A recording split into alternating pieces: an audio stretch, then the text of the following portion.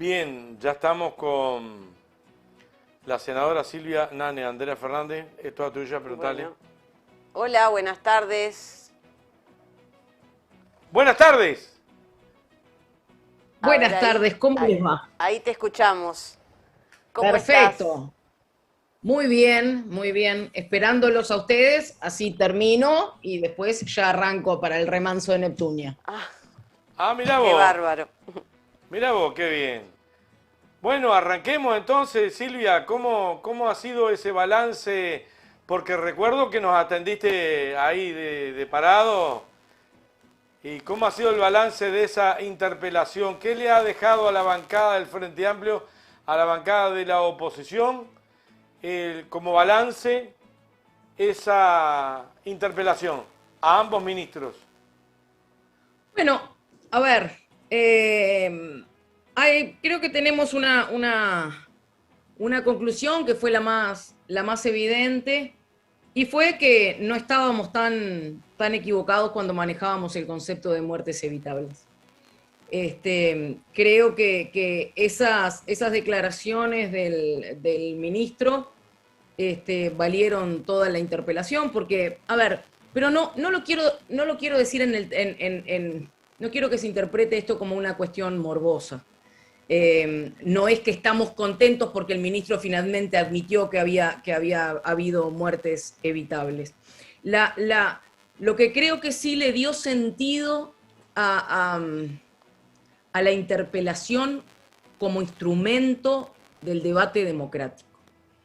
Venimos desde hace un tiempo en esa especie de concepciones de que para qué hacen toda esa bulla en el Parlamento y por qué están 18 horas y por qué el Parlamento es lento y qué está haciendo el Frente Amplio en la oposición. Y creo que usamos un instrumento de la democracia y esa información no hubiera salido en ningún medio de comunicación si no había una interpelación. O sea, ¿por qué? Porque fue propiciada justamente por el instrumento de interpelación, porque ahí estábamos debatiendo cuestiones políticas en el ámbito que la democracia se da para el debate, en el Parlamento. Y creo que no hubiésemos tenido, honestamente lo pienso, no hubiésemos tenido esa calidad de debate si estamos discutiendo por Twitter o si estamos contestándonos a través de los medios de prensa. Por lo cual reivindico el instrumento de la interpelación para arrimar conclusiones y para que el debate democrático vuelva a tomar protagonismo en la escena. Después, las otras conclusiones también fueron que el gobierno logró ahorrar en plena pandemia. Entonces nos quieren decir que el ahorro estuvo bien en plena pandemia, cuando el resto del mundo gasta, nosotros ahorramos y como el cuento, ¿no? Nos quieren convencer que parece que todos los equivocados son los demás, los que están gastando, y no nosotros, que en este caso estábamos ahorrando en plena pandemia. Por lo cual creo que quedó bien claro que el modelo de gestión de la pandemia que se tomó dio como resultado lo que tuvimos. Creo que también quedó de manifiesto que se podría haber hecho de otra manera, que se podría haber escuchado a la ciencia en otro momento, en un momento que hubiese permitido tomar una reacción mucho más rápida, que el hecho de no hacerlo fue una decisión política y que las decisiones políticas tienen consecuencias, y cuando vienen ese tipo de consecuencias nos afectan a todos, sin importar el color político que tengamos. Por lo cual hay que ser muy responsable en ese tipo de cosas, y lo que creo es que quedó claro que el gobierno se subió a un globo de soberbia y de exitismo, tomando decisiones políticas que tuvieron los resultados que tuvieron, y que nosotros en todo momento no estuvimos acompañando esas posiciones. Bien, yo otra preguntita y después te dejo, Andrea. Me preocupa la otra parte que está esa interpelación también. No está desatada, pero cuando nosotros te entrevistamos, estabas entrando y saliendo a juntar firmas a las Es verdad. corridas iba a buscar 3, 4, 5, 6 firmas. Fue diferente lo de Verónica Mato, que ya estábamos arriba, estábamos... Pero vos estabas 2 días, 48 horas antes de entregar las firmas.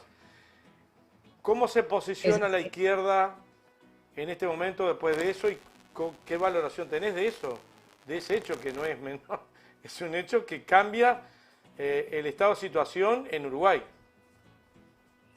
Sí, creo que cambia el estado de situación, creo que lo podemos interpretar también como una especie del fin del duelo para la izquierda. Creo también bueno, a ver, estuvimos festejando, obviamente, la alegría de haber llegado, y el reconocimiento de esa epopeya de las firmas, ¿no? Creo que a todos, por ahí hasta los más optimistas, nos tomó de sorpresa el número, ¿no? Veníamos que llegamos, que arañamos, y el número nos despabiló una alegría que por suerte uno cuando la siente se da cuenta que la tenía ahí adentro, ¿no? Dispuesta a salir en cualquier momento. Pero creo que nos sitúa ante dos grandes puntos de responsabilidad, por decirlo de alguna manera. El primero de ellos es que tenemos que estar a la altura de esto. Y me refiero al Frente Amplio como fuerza política, en lo que tiene que ver con sus aspectos externos y en lo que tiene que ver sobre todo con sus aspectos internos. Creo que nos presenta el desafío de estar a la altura. Y por otro lado, creo que también nos compromete a hacer un gran ejercicio de humildad y reconocer que esto fue un triunfo de las organizaciones sociales, de los sindicatos, y fue un triunfo de la militancia, fue el triunfo de un montón de gente, ojo, entre las cuales yo me incluyo en muchos de esos momentos, como decían ustedes, porque estuvimos sin fin de semana durante muchísimo tiempo, y en los ratitos que teníamos libre siempre íbamos a hacer un delivery o a trabajar con los compañeros, pero me refiero a eso, a ese triunfo donde me parece que hoy en esa alegría hay que reconocer con muchísima humildad que todos aportamos desde nuestro lugar, pero nadie se pone la cocarda entera. Y me parece que hay que reivindicar de nuevo ese sentimiento de comunidad, de todos unidos en un objetivo, que creo que nos genera eso, nos genera sentirnos parte de algo mayor. Y por eso reivindico la responsabilidad que eso conlleva y esa responsabilidad que uno la tiene que tomar con una dosis de humildad, de saberse parte de algo y no solamente como con ese afán de protagonismo que a veces quizá nos gana un poco.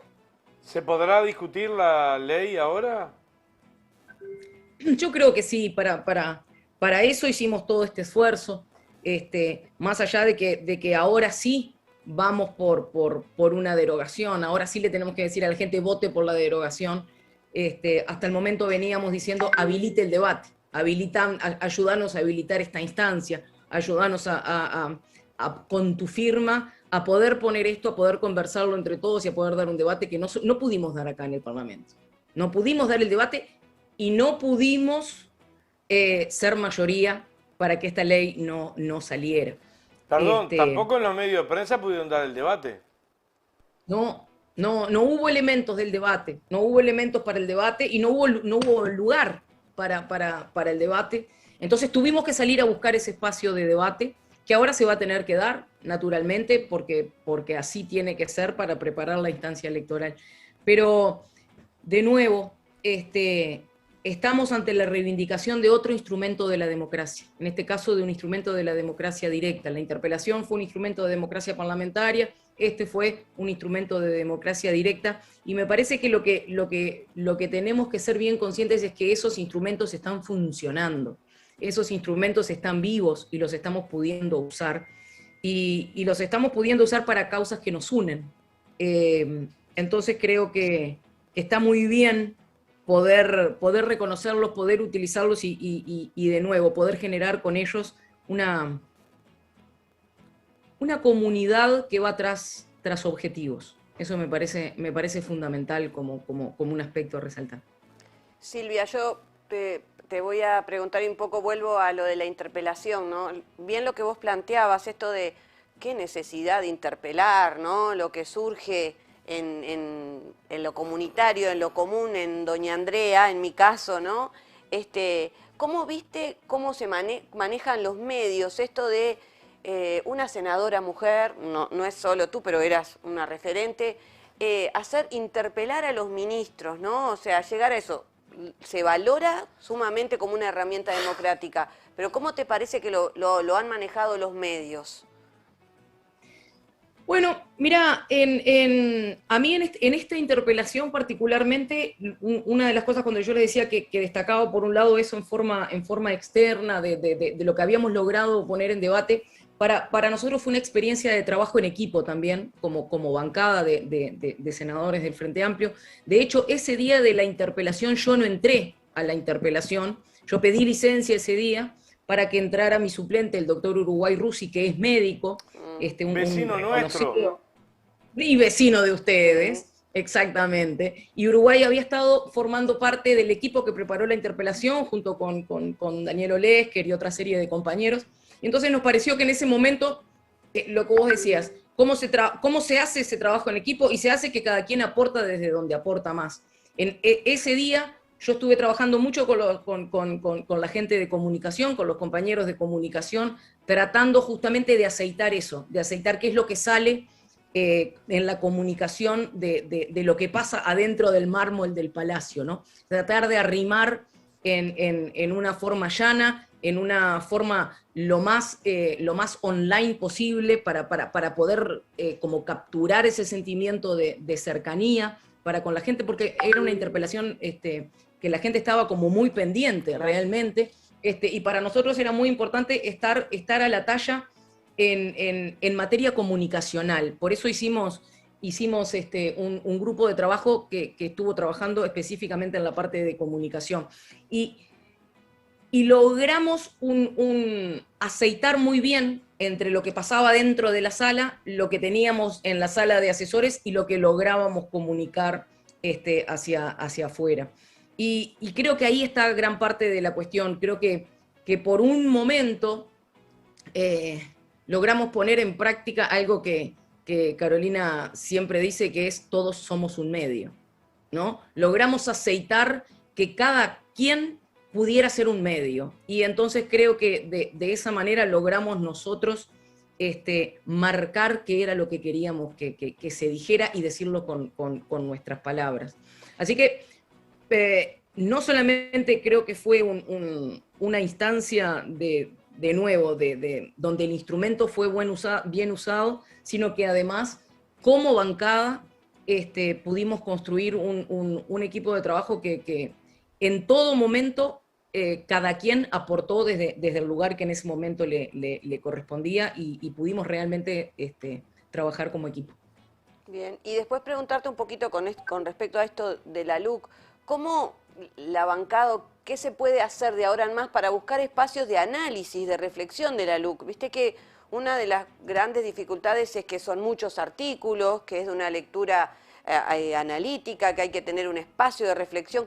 ¿Qué te parece que se puede hacer de ahora en más para poder analizar y tener bien claro todos esos artículos, ¿no? Toda la población, ¿no? Sí, bueno, yo creo que va a haber instancias de debate que las tenemos que preparar y ya te digo, creo que cambia un poco la comunicación porque ahora no estamos instando a que se dé el ejercicio del debate, sino directamente a explicar por qué esos artículos hay que derogarlos. Yo creo que hay cosas que también en el tiempo se van a ir explicando sola. Por ejemplo, capaz que era complicado explicar las implicancias del precio de paridad de importación en los combustibles. Llevamos 3 aumentos, se explica solo. Van a ir surgiendo esas cosas, porque no te olvides que mientras nosotros estamos buscando derogar, la LUC está vigente. Sí. Entonces, están pasando cosas. Sí. Están pasando cosas. No No en vano tenemos mucho más juicios abreviados de los que teníamos antes, no en vano en el INISA hay internados mucho más gurises de los que había antes. Entonces, hay cosas que me parece que se van a ir explicando en su propia dinámica. Algunas con consecuencias complicadas para la gente, porque si ahora, en plena pandemia y en pleno invierno, empezamos a ver los desalojos express, no hay que explicarle a nadie que eso no se hace y que es nocivo, ¿verdad?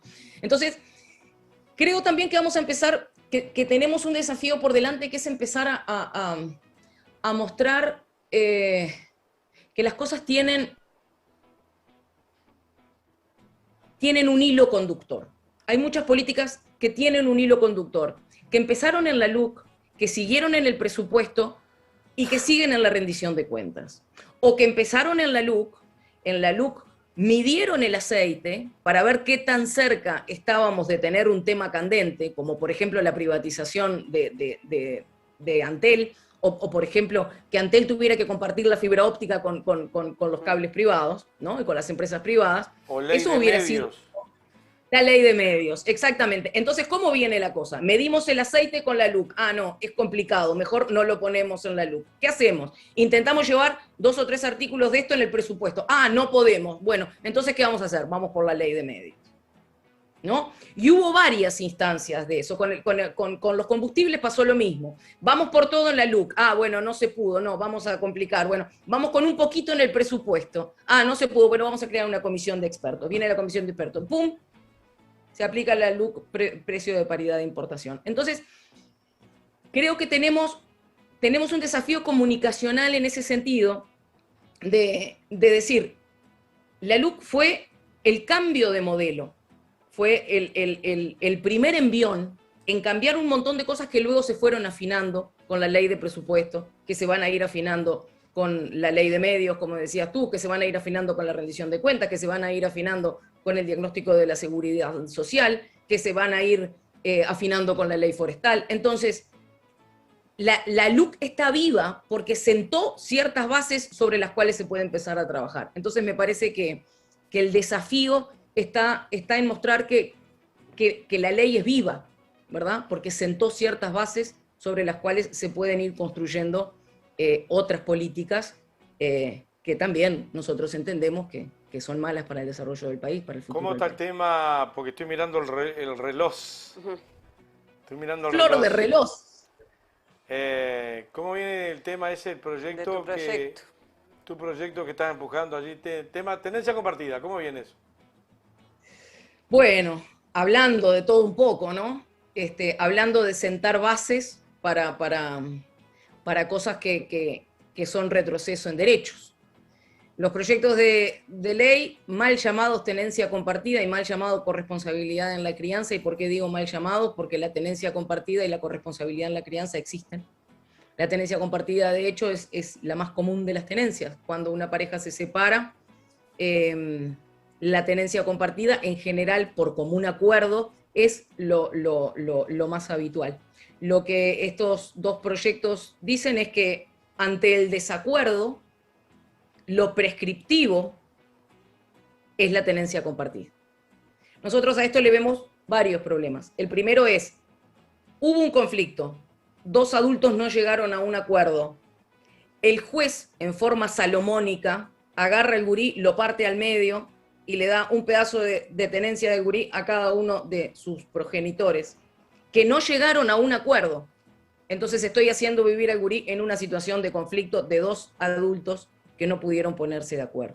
Hoy, cuando eso ocurre, el juez, un juez imparcial, determina qué es lo mejor para el niño, niña o adolescente, basado en lo que se conoce como el interés superior del niño, niña o adolescente. Basado en eso, lo que el juez dice es, bueno, ¿dónde pasa más tiempo este niño? ¿Dónde tiene su comunidad de arraigue? ¿Dónde va a la escuela? ¿Dónde tiene sus amigos? Bueno, mejor que se mantenga ahí y se establece quizá un régimen de visita para el otro progenitor. Con la tenencia compartida lo que se dice es, el juez no tiene ni siquiera que tomar esa decisión va prescripta y dice, bueno, no, la tenencia es compartida en forma prescripta. Entonces, tenemos esas situaciones de gurises y gurisas con la mochila, con el celular, el cargador y el cepillo de dientes que van de un lado para el otro. Y yo siempre digo, planteando eso en la utopía de que eso sea posible, ¿no? En una versión utópica, de que ambos progenitores tienen plata para el boleto, ambos progenitores pueden, digamos, tener la capacidad de tener una vivienda digna, cuando todos sabemos que eso muchas veces no es tan así. Ahí no entran otros temas arriba de la mesa, además de la posible utilización. Sí, hay varios temas arriba de la mesa y menciono dos. Yo recién estaba escribiendo un artículo que puse lobbies con piel de cordero, porque acá hay intereses de lobbies. Acá hay intereses de grupos, en general podría decirte de varones, pero también hay familias que hoy por hoy no están haciendo uso del derecho de la tenencia o del derecho del régimen de visitas porque hay denuncias o porque un juez decidió que no lo tiene. Eso te iba a preguntar, ¿hay un contralor o un control de esa tenencia compartida actual que se cumpla? Bueno, la tenencia compartida actual, ya te digo, las que hay son de común acuerdo, por lo cual no es necesario, digamos, mucho contralor en ese sentido, más que ocasionalmente las cuestiones que tienen que ver con pensión alimenticia. Pido la palabra, te pido la palabra. Claro. Pero en el caso mío yo tuve 2 separaciones, tengo 2 gurises y me tocó en buenos términos, pero no siempre fue así. No, claro. Los gurises míos, claro. Yo ya soy abuelo.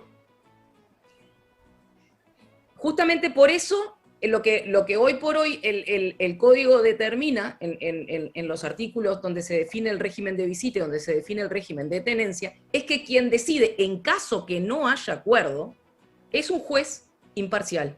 Y ese juez imparcial, observando el interés superior del niño, niña o adolescente, define el régimen de tenencia o el régimen de visita. Si alguien no está de acuerdo con ese régimen, puede apelar, porque son las leyes del debido proceso. Una de las cosas que es más preocupante en estos dos proyectos, tanto en el de Cabildo Abierto como en el del Partido Nacional, es que no se garantizan las medidas cautelares que protegen a niños, niñas o adolescentes en caso de denuncias de abuso o de violencia. ¿Qué quiero decir con esto? Ambos proyectos no suspenden ni el régimen de tenencia ni el régimen de visita cuando hay una denuncia, aún en caso de una denuncia. Ustedes fíjense que si a mí me denuncian que yo le robé algo a alguien, ponen medidas cautelares. Si yo no pago la cuota de un auto, medidas cautelares sobre el auto, ¿no? Un embargo sobre el auto. Ahora, yo hago una denuncia de abuso o de agresión y no hay medidas cautelares sobre ese niño, niña o adolescente que está siendo o no víctima, pero en general ustedes saben que quien denuncia no miente. Hay escasísimos, estos lobbies de los que yo hablo, se basan en los supuestos, y digo supuestos ¿por qué? Porque no hay un solo dato fidedigno. No, estos dos proyectos no son parte de ninguna investigación, de ningún análisis ni cuantitativo. ¿Por qué crees que salen estos proyectos arriba de la mesa, tanto el del Partido Nacional como el de Cabildo Abierto, basados sin datos? Tal como tú dices. Bueno, estos dos proyectos claramente son intereses de lobbies. Estos dos proyectos no es la primera vez que aparecen en el Parlamento, ya habían aparecido en legislaturas anteriores, incluso uno de ellos patrocinado por el actual presidente de la República. No se olviden que el 19 de junio, en la fiesta del Sauce, uno de estos colectivos que promueven este tipo de proyectos le dieron una camiseta al presidente con la consigna de los proyectos y el presidente se lo puso en una clarísima, en un acto clarísimo de demostrar una preferencia sobre algo que se está tratando en otro poder del Estado, ¿no? Si eso no es lobby, no sé cómo se caracteriza. Entonces, nosotros entendemos que justamente estos lobbies no pueden estar nunca por encima de los derechos de los gurises y de las gurisas. Si hay algo que hay que preservar es la seguridad física, la seguridad emocional de los niños, niñas, adolescentes, cuando lo que hay son conflictos de adultos. Estos dos proyectos están mucho más preocupados del ejercicio de derechos de los adultos que del ejercicio de derechos de los gurises y de las gurisas. Son absolutamente adultocéntricos en todo lo que reivindican. En el derecho a la mujer a tener una mejor vida profesional, que fíjense, traen cuestiones de discurso feminista, ¿no? En decir, el padre tiene derecho a ver al niño, sí, pero en condiciones, de acuerdo, en condiciones que sean buenas para el niño. Entonces, estos dos proyectos ponen a los adultos primero. Eso te iba a plantear, Silvia. Si ya sabemos cómo es la realidad, yo te digo, yo soy maestra y sabemos que esto genera que los niños tengan que caer en hogares, o sea, están en la semana en un hogar donde con un esfuerzo se logra cumplir con rutinas, con un montón de cosas y obligatoriamente, porque lo dice, tiene que ir el fin de semana o cumplir en otro hogar donde no se cumplen esas condiciones, donde los niños no tienen ningún apoyo, donde no tienen los espacios adecuados, donde a veces hay otras parejas y otros niños, el niño vuelve en la semana con todo eso que vivió, sufrió, pasó y otra vez se vuelve en la semana a organizar, o sea, el derecho de los niños sumamente vulnerados, y eso ya lo vivimos. Es como inconcebible que haya este otro proyecto que quiera como continuar esta realidad tan cruel, digamos. Sí, por eso nosotros sostenemos que ninguno de estos dos proyectos puede salir de comisión. Y porque nosotros no podemos confundir aquellas cuestiones que requieren legislación de aquellas cuestiones que lo que requieren son modificaciones o ajustes a cuestiones procedimentales. Si hay procedimientos que hay que ajustar, y hay un montón de procedimientos para ajustar, en un caso y en otro caso, ¿no? Porque tampoco es rasgarnos las vestiduras y decir que vivimos en una panacea, no. Pero nos parece que las cosas que hay que adecuar no necesariamente pasan por la cuestión legislativa. Porque además, si cada cosa que queremos arreglar hacemos una ley, empezamos a tener un problema que a mi entender ya tenemos, pero lo estaríamos acrecentando, y es que es muy difícil hacer el análisis de impacto de las leyes cuando uno toca de a pedacitos. Uno va como poniendo capa sobre capa, y entonces después es muy difícil de interpretar, se complican los procedimientos y se terminan tomando muchas veces decisiones que quedan en forma discrecional, porque uno dice, esto es una locura, vamos a hacer algo de sentido común. Y entonces la legislación tiene que promover el sentido común, tiene que promover la cosa sencilla para que se pueda interpretar. Y entendemos que nada de esto colabora con todo eso. Los proyectos no son necesarios, no son innovadores, no cuidan a los gurises. Entonces, ¿para qué los estamos haciendo? Y la única respuesta es porque hay lobbies por atrás que están impulsando estos proyectos de ley. ¿Para qué? Para defender sus propios intereses. Porque con los poquitos casos que llegarían a segunda instancia con estas cuestiones y los pocos casos, a ver, cuando yo digo los pocos casos, no quiero menospreciar, porque cada uno de los casos es importante, ¿no? Cada uno de los casos, sean 1, sean 30, sean 15, son importantes. Son importantes primero porque hay gurises, y porque uno complicado ya no debería ni siquiera existir como responsabilidad nuestra de los adultos. Pero a lo que voy es, no están tratando asuntos generales. Y si lo que estamos tratando son asuntos particulares, tratémoslo en forma particular. Bien. Esa es la... Démosle el tiempo que cada asunto requiere. Buenísimo. Silvia, tenemos que ir redondeando porque se me viene otra columna aquí en Andares. Esto anda volando este programa. Te vamos a llevar un pegotín, un sticker para que lo ponga en el termo. ¿Cómo no? Acá para el termo. Y lo ¡Hecho! ponemos acá. Te vamos a pasar un teléfono de Leonardo Fossati que te lo arrima. Perfecto, a las órdenes. Gracias por Muchas estar, gracias, gracias Silvia. por atendernos y Por favor. si bien fue varieté la cosa, un poco yo había acordado algo de tocar todos los temas porque me había quedado pendiente lo de la... Dicho sea de paso, pequeño, nada más. Tenemos rendición. Sí, ¿cómo viene? Bueno, está en diputados. Entró en diputados, nosotros lo vamos a tomar en agosto, pero ya estamos trabajando con los asesores porque muchas de los temas los estamos tratando ya en forma bicameral. Los equipos de asesores trabajan tanto para diputados como para nosotros los senadores y particularmente yo estoy trabajando la parte de desarrollo social en en la parte de ciencia, innovación, tecnología y educación. Y vamos a toquetear probablemente algo de industria y desarrollo productivo. Pero viene algo más así, paf, una lectura general, ¿viene algo más recorte? Bueno, no vienen aumentos y, por ejemplo... No viene aumento, es lo mismo. No te aumento la tarifa, no, aumentaron. Te bajamos los salarios, pero no te aumentamos la tarifa. Sí, hay temas que preocupan más que otros, ¿no? Tenemos un tema ahí en el BROW, que las empresas públicas no tienen más obligación de tener sus cuentas en el BROW. Tenemos una baja importante de recursos para investigación en el INIA y que se pasa todo a transferencia productiva, con lo cual, en definitiva, todo el resultado de la investigación termina quedando en manos de los productores. Hay varias cosas, estamos analizando otras tantas. No tenemos un aumento de recursos en la parte de educación y los gurises hace 16 meses que no tienen presencialidad, que han perdido aprendizaje, que hay que volver a encaminarlos. Fíjense que la asistencia en la UTU se mantuvo en un 40%, ¿no? Cuando uno lo mira del otro lado es que falta un 60%. ¿Dónde están? ¿Qué vamos a hacer con esos gurises? ¿Los vamos a salir a buscar? ¿Cómo vamos a hacer que se queden? Nada de nuevos cargos ni más horas. Nada, nada. No hay apoyo psicológico para los gurises. Venimos como estamos. Así que bueno, hay mucho para trabajar, muchísimo para hacer. Gracias, senadora Silvia Nane, gracias. Un abrazo a todo el equipo por allí. Gracias por haber estado. Muchas gracias a ustedes y un abrazo para toda la teleaudiencia digital que tienen por ahí. Hecho. Gracias. Gracias, chau.